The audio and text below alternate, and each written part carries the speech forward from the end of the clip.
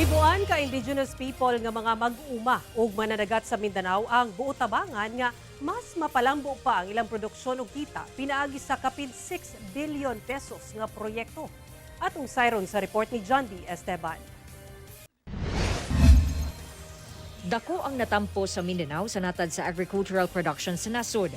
Daghan sa mga mag-uuma ug mananagat, mga Indigenous people. Butang nga buot palambuon pa, pinaagi sa MIADP o Mindanao Inclusive Agriculture Development Projects.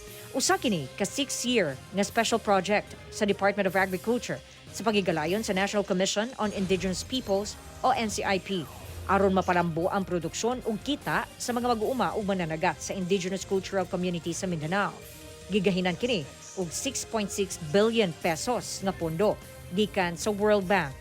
26 ka ancestral domain sa tibok Mindanao ang benepisyaryo nga gilangkuban sa 120,000 IP farmers ug fisherfolk nga miyembro sa Indigenous Peoples Organization o IPO.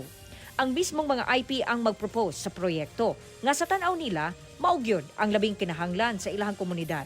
Ang proyekto pwede nga mga infrastruktura sama sa mga kalsada o farm-to-market road, tulay, irigasyon, water system, mga pasilidad o makinarya sa pagpanguma. Apil na sa pondo ang ancestral production, enterprise development, institutional support ug project management. Nakita na napakalaki ng gaps in terms of assistance and in terms of basic services, more so sa economic opportunities sa mga Indigenous peoples, Indigenous cultural communities.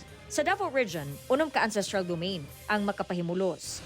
Gani doon na pipila ka proyekto ang naaprubahan sama sa 8.4 million pesos nga coffee processing facility nga proyekto sa Dato Danwata Women's Association sa Malita, Davao Occidental ug 139 million pesos nga farm to market road sa Talaingod, Davao del Norte. We target 30% in average yields for selected crops, 20% change in the average gross value of sales in Indigenous Peoples Organization.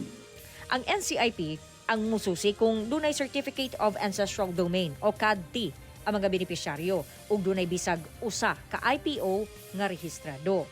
Lakip kini sa criteria una maka-avail niini. Dapat ang i-propose nga proyekto nakalista sa ADAIF o Ancestral Domain Agricultural Investment Framework. Domain is a very wealthy property. Kailangan lang ma-manage at kailangan maturuan din ang IP to manage it. Kasi sa ngayon, parang gina-train yung mindset ng IP na tagatanggap lang ng ayuda. It should not be the case. Ang sa amin, they should be the one giving ayuda later on. Gisiguro sab nga dili mausik ang pondo ug dili lamuon og trabaho sa mga kontraktor ang proyekto.